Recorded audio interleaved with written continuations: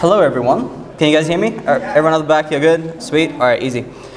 So tonight I want to actually talk to you guys about building online apps for offline use. This talk was actually first thought of about 4 months ago when I was actually doing a hackathon at a charity. Since then, that project has grown massively. And so I was hoping originally to talk to you about that project, but now instead I'll just show you guys a metaphor. I built it from scratch, so it's easier. Who am I? Well, my name is Chris James. Yeah, I got 2 first names. You can follow me on Twitter at that. So technically I have 3 first names because I have an Alwyn as a middle name. And I'm a front-end engineer at a company called Siteminder, and we do hotel software. Yay! And all web-based, so double exciting. What's the story behind this talk? Well, essentially it started off when I was at a hackathon. We're helping out this is the Random Hacks of Kindness Sydney. Definitely check it out if you guys have a chance. We're helping out a group called Outward Bound. Like a group of friends, a friend of mine and I, we continued on working on this project. And we're helping them out. And one of the things that they do is they've currently got a paper-based system for questionnaires and filling forms, and this is something that they do out in the wilderness where they're completely off the grid. They've got nothing on them. And so for a charity, they actually hire people to read papers and transcribe that into a machine. So I guess one of the things that they asked for is, hey, is there any way that you can help us out with this and stuff? So we thought, yeah, sure, why not? Obviously it was said that it was going to be a fun thing. It's going to be, oh, this is going to be great. It's 2 days, awesome. No one tells you about the lack of sleep, the complete lack of sleep, the faith that these people have in you in solving a problem. But it turned out to be a great driver. In the end, that project has grown to be something massive, but what we learned from it was super crazy. So I actually want to show you guys that. And so today, I want to talk to you guys about service workers. Progressive web apps in essence, serving files while you're offline and offline data. Now, before I go any further, how many of you guys here have actually worked or built a progressive web app? Very few of you. Okay. How many of you guys have actively worked with the service worker and not just like, oh yeah, cool, I'm going to use the Vue PWA template and generate my PWA based app? Or the Angular one. So you guys have worked actively. So not many of you have actually worked with your service workers. Cool. So you know what? Let's do that. So what I want to go through with this talk is I want to show you guys a thing that is running.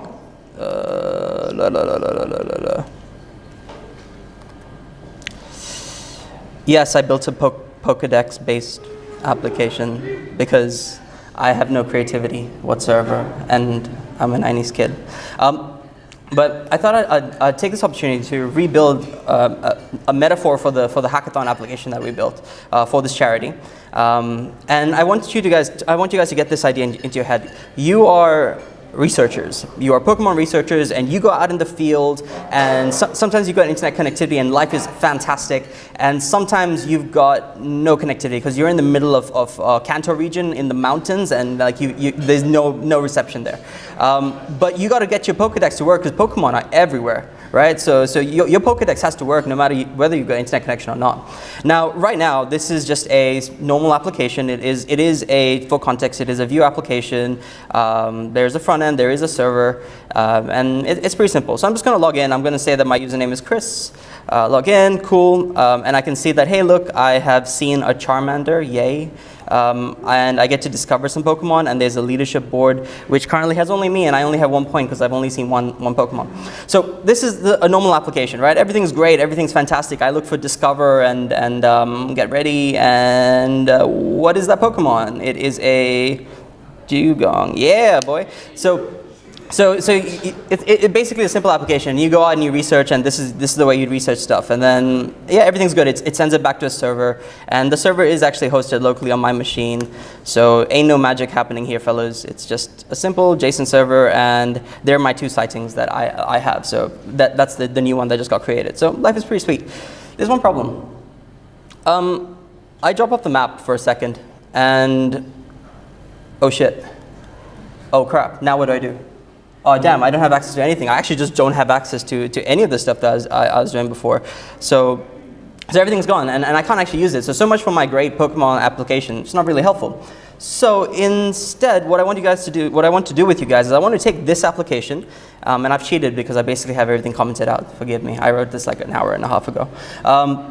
But I want to walk you guys through what it's going to take to get your application from a normal web app, which we make, I assume a lot of us make, to something that is going to be network resilient. It's going to work even when you're on the grid, you're off the grid, you've got a shitty internet connection because you're in the middle of Calcutta. Calcutta doesn't exist in the Poke model. But you're in the middle of a place that has a really shitty internet connection. So I want to walk you guys through it. So let's take the first thing. The first thing I want to walk you guys through is the service worker. Now, how many of you guys know what the service worker is? A few of you. Okay, how many of you guys would actually like me to talk about what the service worker is? A few more of you. Okay, the service worker is essentially the service. So you have your DOM there, and you have your main event thread. The service worker is essentially a worker. Okay, how many of you know what a worker is? A web worker? Few. Okay, cool. All right, there's concepts of web workers and service workers, and I'm not going to go into the full depth of it, but what I am going to say is that a service worker is essentially kind of like a separate process that is running in your browser. It is one service worker that handles your entire domain or area space. So therefore, you can have multiple tabs open, and the one service worker is actually the thing that services all of them. And it kind of is a separate process running. Now, a few gotchas about the service worker is you can communicate from your application to the service worker, but your service worker has no access to the DOM. Your service worker has no access to basically everything that's on your DOM. But what it can do is the service worker is this magical thing. Wow, that's the best description I can give. It is this magical thing that basically is capable of intercepting everything that your actual DOM and your actual application does. So for example, it is capable of doing things like intercepting your fetch requests when you want to get your actual HTML and your images and your files or CSS or JS. It is also capable of modifying and doing things along the way. It's also capable of caching, more or less because of the new cache API that's out, which is fantastic. But you can leverage that in your service worker. And also a cool thing about caches is that you can access them in your DOM as well. Window.caches, you have access to that too. And you can do a whole bunch of stuff. So I actually want to walk you through that. So for the sake of time, let's go through it. Step number 1. I have a simple, oh shit, that's meant to be commented out. So excuse me. I have a simple index.html, blah, blah, blah. This has just got a build.js, pretty sweet, straightforward. Nothing much is happening. Now, the first thing that you want to do is you want to register a service worker. Now, this service worker doesn't really have to do much, but you want to register it first. So that's the first thing we're going to do. The reason why I have it in an if service worker is because some browsers don't support it, and then you don't want those to go and hit yourself in the face. This hints back to the whole progressive side of things, right? If a browser doesn't support something, it's okay. Your web app still works. What you guys saw just then works, right? Everything works in Chrome. It'll work in old browsers like Safari, and no, Safari's not old, but they're getting there. They're old in my books. And IE, it'll work. Firefox is awesome, and Chrome's awesome in this regard. But if you do have these features, then you get these enhanced benefits. So that's the whole idea of the whole progressive web app stuff. And let me show you how progressive a web app can get. I'm looking at the iOS developer in the room, or the wannabe iOS guy. Let's talk about the service worker. All right, I have some stuff commented out, but for the sake of time, I'm just going to go console.log. Yo, I'm alive. I don't know how to do this shit. I'm alive. I give up. I'm not going to do it. I don't care. I don't care anymore. I do not care anymore. I do not care anymore. All right, cool. I'm going to log out for now. But I want you guys to see one thing. I have a service worker over here. Can you guys see the code? Is it too small? Is it okay? It's too small? Soz. Okay, better. I'm looking at you. Yeah? All right, cool. All right, so I have a service worker. I basically said, hey, dude, navigator.service worker, seeing as I know that you have one, register this service worker. So that's the first thing. So I have a separate file called service worker. And in there, all I'm saying is console.log, yo, I'm alive. Now, you'll notice that when I run this, you'll see it. It was on your first refresh.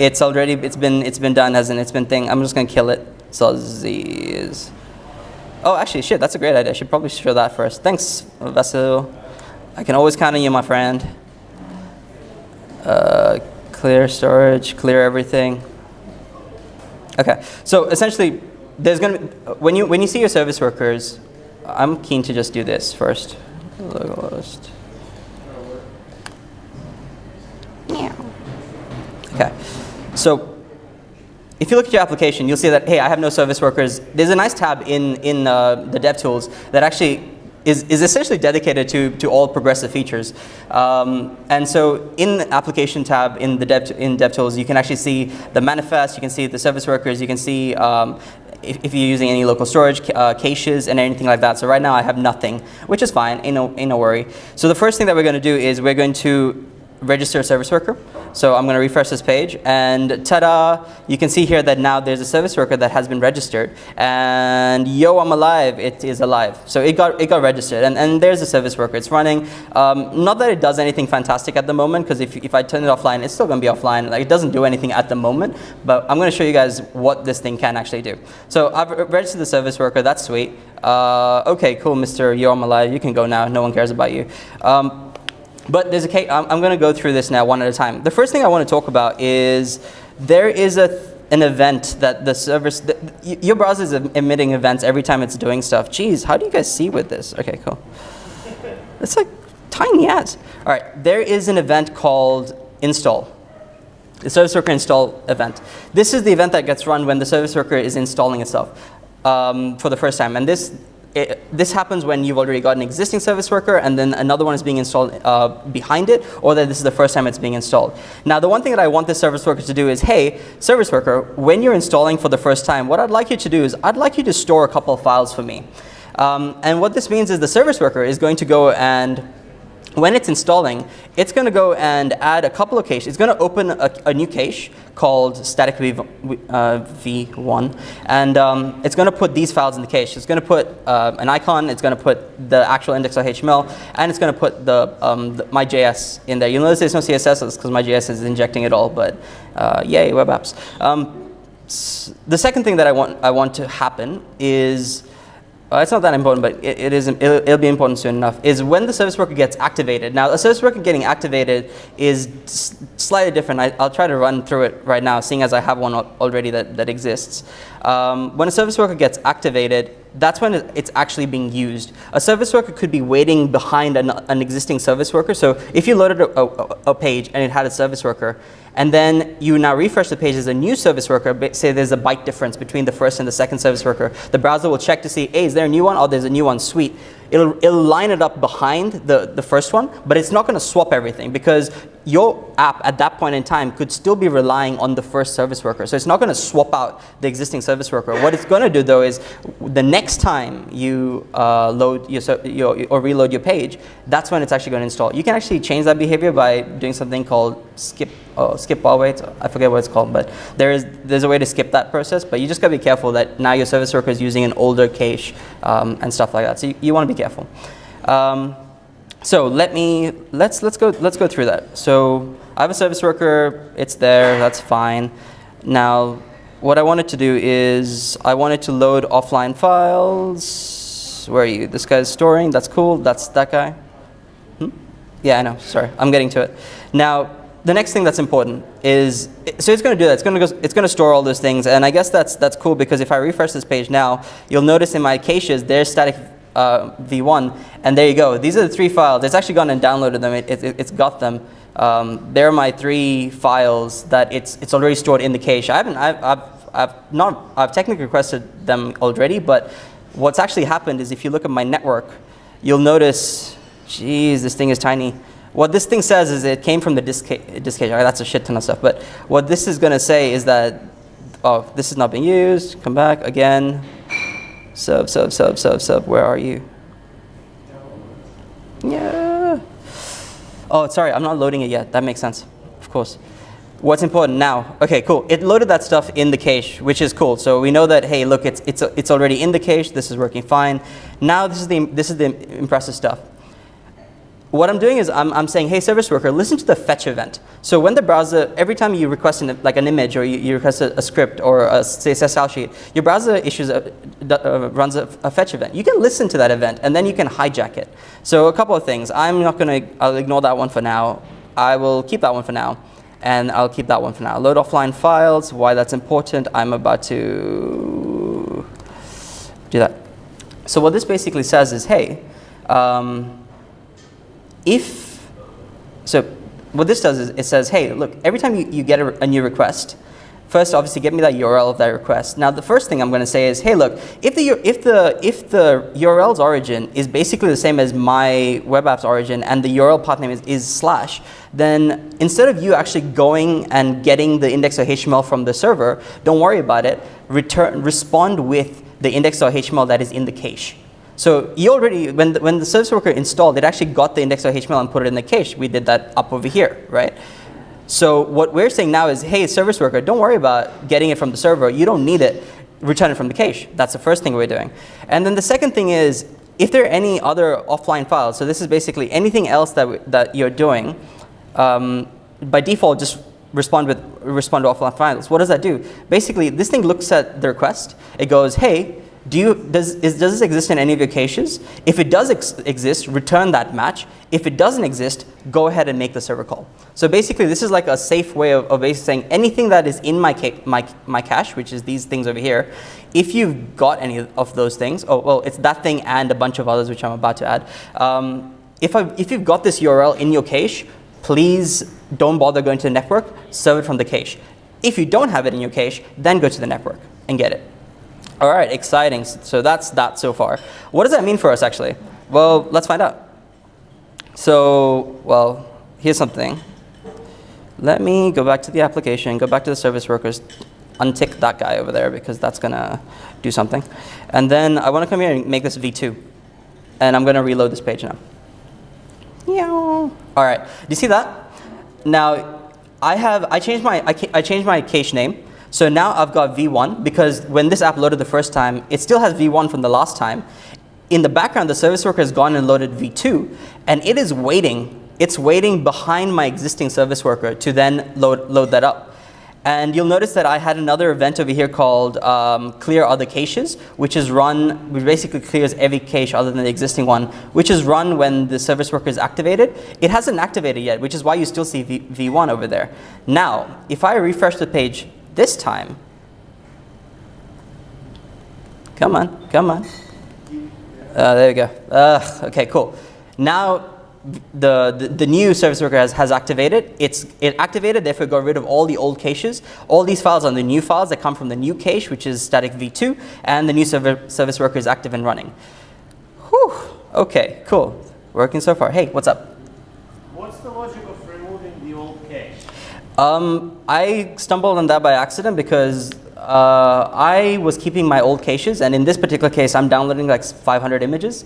And if you keep your old caches, you'll store every... Where is this logic? Where's the logic for downloading 500 images? To drop the old cache. Oh, it's right here. I will put this up, but here it is. I'll walk you through it. Clear other caches basically says, hey, caches, give me every key in your caches, then the ones that I want you to delete are basically the ones that the cache name is not, so the name of that particular cache is not the one that I've specified up there at the top. And also it has to be static because I have other caches like poke images and other stuff that I don't want it to delete even if it does get to it, so don't delete those, please. But the ones that are static, that start with static, please delete those ones. To be clear, the reason why you're specifically saying don't only delete the static ones is because that's the risk of stuff that's going to change that might have an application logic fail like that. Absolutely, thank you. I'll reiterate that actually, that's a great point. The reason why I want those things to get deleted is because this is the stuff I'm updating, basically saying this is the stuff I'm updating and I need this stuff to get replaced. So I want the new JS, I want the new CSS, because otherwise you basically have an older version of the app which will basically fail, fundamentally. It could fail. Could fail, yeah, could fail. If you've changed anything like API based or anything else like that. And also if you've changed the data model that then interacts with your local caches as well. Cool, all right, so now what else are we gonna do? Well, there's something else that I want to show you guys. Oh shit, sorry. So I have this service worker, this is all cool. Well, in theory now, what that means though is if I reload, hey, this is working, that's not working, that should work, but that's not working. But oh wait, no, that's there. That's there. Oh shit, I forgot, I turned off something. Okay, cool, that reminds me. I have a special key URL that indexes my file. Damn it, stop doing things for me, stupid, great Webpack stuff. Okay, cool. So I think this URL actually has a bunch of other stuff in it, which I then need to add into my, yeah, it's got all that crap in it. So which I do need to add into my matches if I wanted it to work, which is why you use Webpack and tools like that, because they will automatically get your SHA injected into your list for your service worker. The SLD plugins do this really, really well. So this is why I recommend using them. I'm just a sucker for trying to understand what the hell's going on in my app. So hence I try to do this. All right, where are you, damn application? There you are, cool. All right, offline. But hey, look, I'm offline. I refresh my page. I'm getting stuff, which is pretty sweet. So no more dinosaurs. Sorry, you have to play that on Google or something. All right, so let's go back into the application. Now there's something I want to show you guys. So you see that?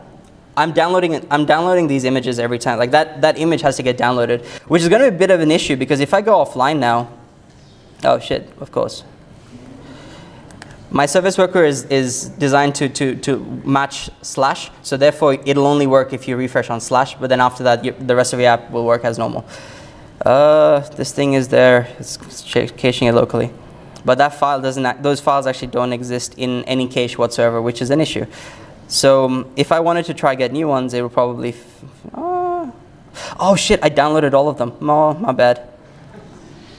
See, I did something really bad in the proof of trying to prove a concept, but I forgot to comment that out in the beginning, which is up. Yeah, there you go. So in the beginning, I actually downloaded a shit ton of images without your permission, because I'm lazy. But I needed them so that I can prove a point of caching something. But there's an idea. Hey, look, these images that I'm getting from here, these aren't cached. Oh, thank you. Now you work. Woo. These aren't cached anywhere, and that's a bit of an issue because now I have my data. See, I'm getting my data, and everything is working because the data got cached offline. But I'm not. Oh, and I'll explain why I'm getting data as well. That's a bit of a weird one. But so here you go. What I'm doing now is here's another thing I'm going to add to that.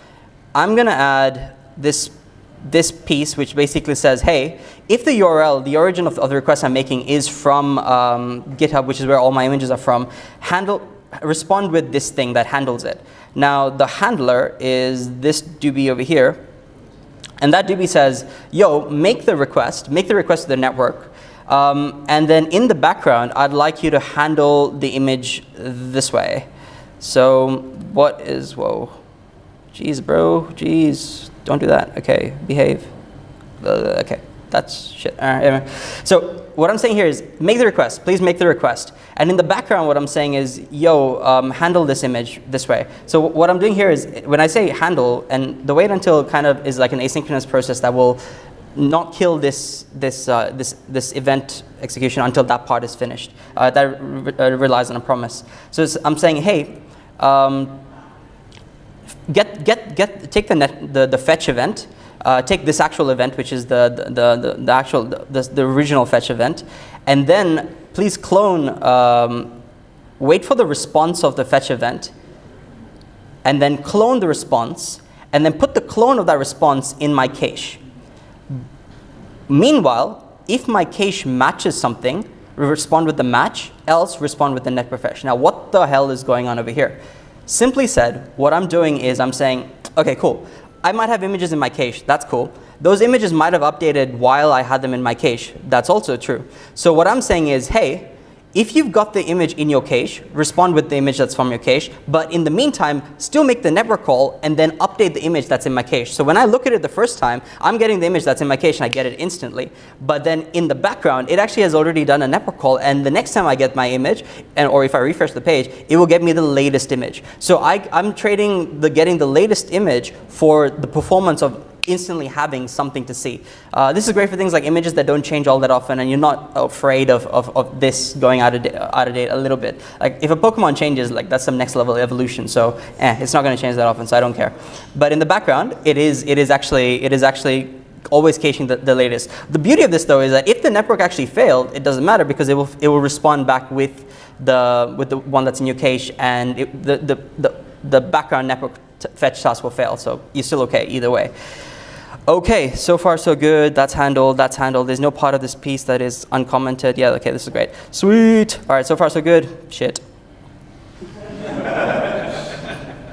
I'll never learn, I swear. They also said don't do live coding. Again, never learn, I swear. Okay, so let's jump in. I'm going to do a few things here. I'm going to jump that to V3. I'm going to jump to applications. I'm going to go to my service worker. That guy's cool. All right, cool. This is all nice. All right, sweet. So far, so good. Now what's happening is, if you look at it, oh wait, I do this every single damn time. I will have made a crap ton of network requests, which is, please forgive me. But what I'm doing is, in the beginning of the application, as soon as you spin up the application, it's hitting and downloading 150 images because I want to cache all of them. But the crazy thing that's going on in the background is, now if you look at my cache thing, I've got this Poke Sprites, which has got like 150 images in there. And I've downloaded every single one of them. And they're in my cache store. This is why you want to get rid of your caches sometimes, because I ended up with 7 gigs. This web app was using 7 gigs of store. So that can happen. I think the spec is 20% of, 20% of your actual desktop space is what the Cache API gives you access to. So a lot more than your 10 megabytes of local storage. Hey, people. All right, so let's go to the next piece of this. Now I'm just going to walk you through the app super fast. First thing, this is cool. This is nice. It's a website. It works and all that kind of crap. But one thing that'd be cool is the guys who we built the app for, they don't actually know that this is a website, and that kind of paradigm is very confusing for them. And they know apps. They know apps really well, and they trust that apps work even if you don't have any connection. But they don't trust websites to work. So we want to give them that feel that, hey, this is actually like a legit app. Right? So this is where the manifest comes into play. It's actually pretty sweet. So the manifest actually is, well, there was the app manifest, some weird standard that I never understood it. This came out and I was like, this makes more sense. But essentially, this is basically a manifest that the browser can work with and say, hey, cool, if I was to treat this as an app that I'm going to put on my home screen, how do I want it to work? So there's a theme color, there's a background color, there's the name of the app, there's what URL and what scope this is for, and there's a bunch of icons. And by default, it takes the largest one. So I've just put that there. And what the hell is that doing? Okay. Cool. And so that's the manifest. And then, what else can I say? Can you talk about how the users know to install it? Yeah, I'll actually hopefully try to get you guys to do that, because I can't really show my phone. But let's see. Okay, so the second part that you guys might be wondering about is, how the hell did I actually have data offline? Right, because I'm hitting a server. I'm getting data from the server. I'm basically doing having data offline while I'm offline. So things like let's say I'm offline right now at this point in time. If I hit discover, how do I know, like, oh hey, where did this data come from?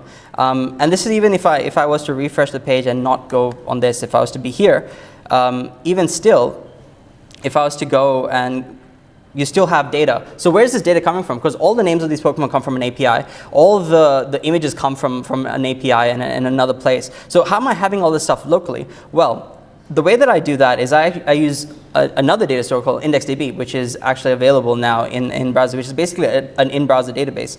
And you'll notice that I have this. I was lazy. You can actually use proper IndexedDB. I found this thing called KeyVal store, which is dope. And basically, it is an IndexedDB, but JSON, it's like local storage. It's local storage kind of implementation, so it's key value pair, but using IndexedDB. So you can then store massive key value strings in IndexedDB. So that's what I'm doing. So what I'm actually doing is, if you look at my code, I've got all this stuff in one massive store. Please forgive me, because I was half sleepy while writing this. Most of the time what I do is, when I actually get the data for the first, let's say the first time that a user loads this stuff, I want to get Pokemon, right? So when whoa, Jesus. Yeah. This is like, all Pokemon, yeah.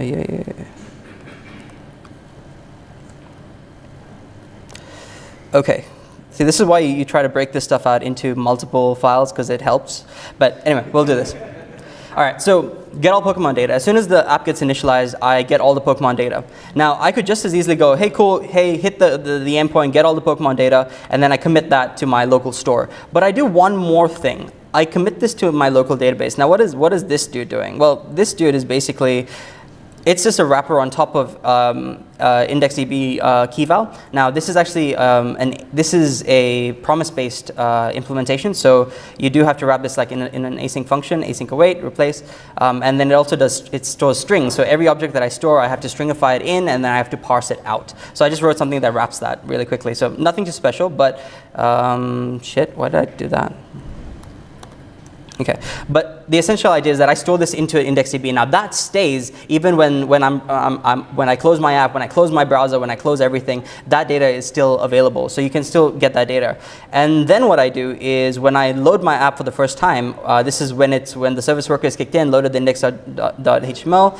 I then go and load a bunch of stuff. I init the entire store from my IndexedDB.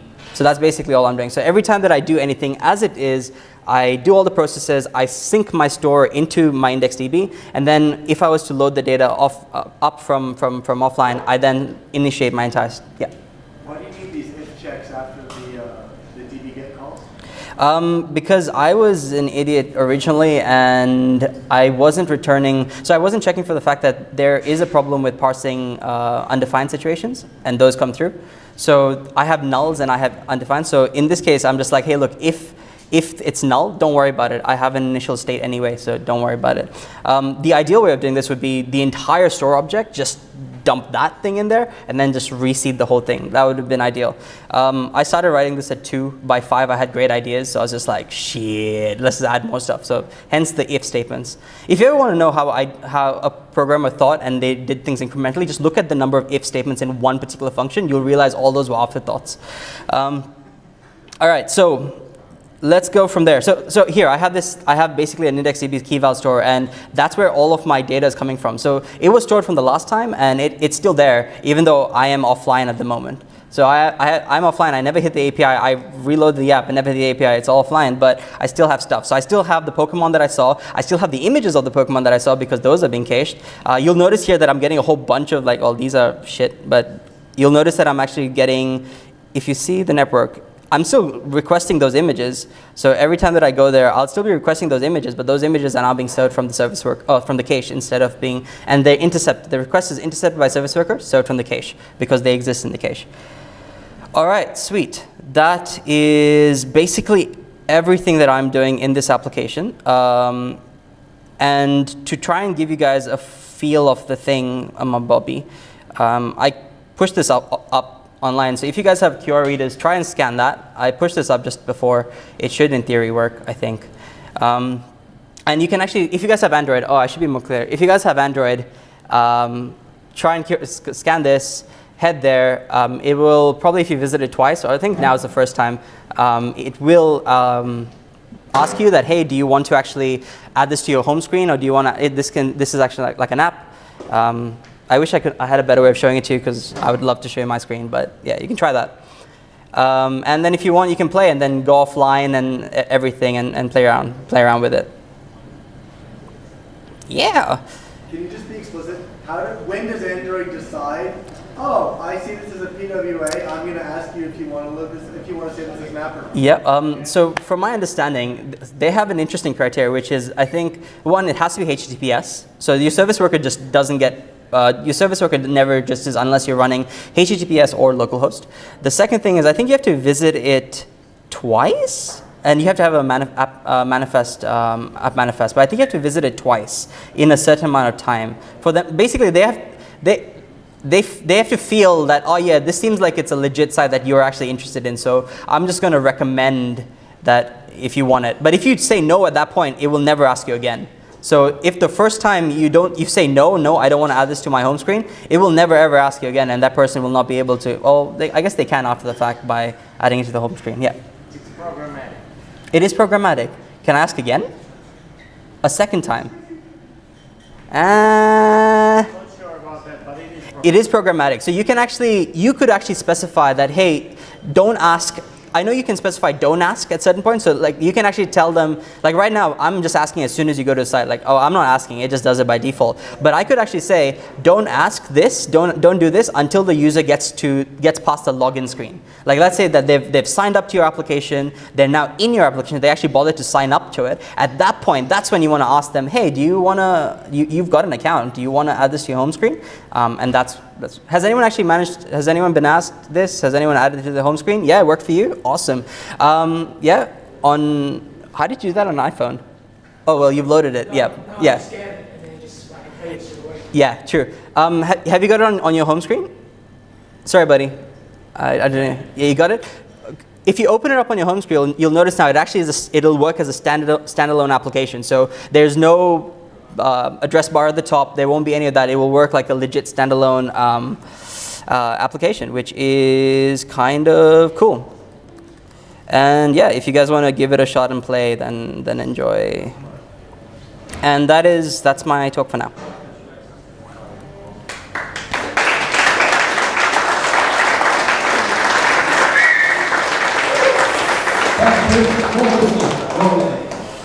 Sorry, that was a lot, yeah. Holy shit, you guys are fast. Oh yeah, but that's the live scoring. Some real Pokemon fanatics over here. All right. Do you have any more questions for Chris before we go to the game? Yes, we do.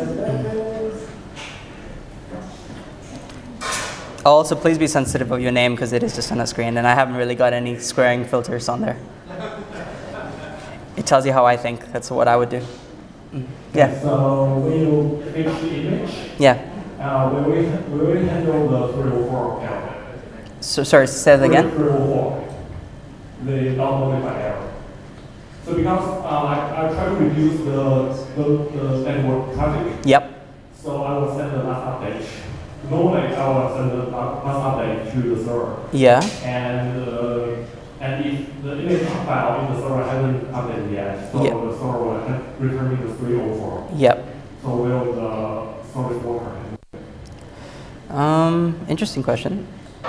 I would imagine, well, see, the fetch will be treated the same, a normal way a fetch is treated. So essentially, if you run like an e-tag or an e-tag check or anything, like ignore the service worker for now. Like if you ignore the service worker for a second, right? A normal fetch request will work as normal, right? So if you have a local cache version and if you have a local version, you run a check, the server says no, it's not changed. You don't need to download it. You don't download it. Like that works the way it is. Now, the place that's the service worker adds just one little bit is that you instead of you actually making the call, you could actually just hijack the call. So you don't even make that call to the server. You're hijacking with something that you've cached locally. So, and then, or you could do the strategy that I did, which is you still make the call anyway, and that call could return back with a nothing's changed, don't worry, don't download, right? But in the meantime, you resolve with the cache, right? So the real benefit of the service worker add is actually the instantaneous return from cache. So in this particular case, like you'll see, it's not waiting to download any of these images because all of that stuff is in cache, even though it's, yeah. Any other questions? Oh, and also, yeah, just from a look and feel point of view, this now feels like an actual app natively. Yeah. So yeah, offline and all.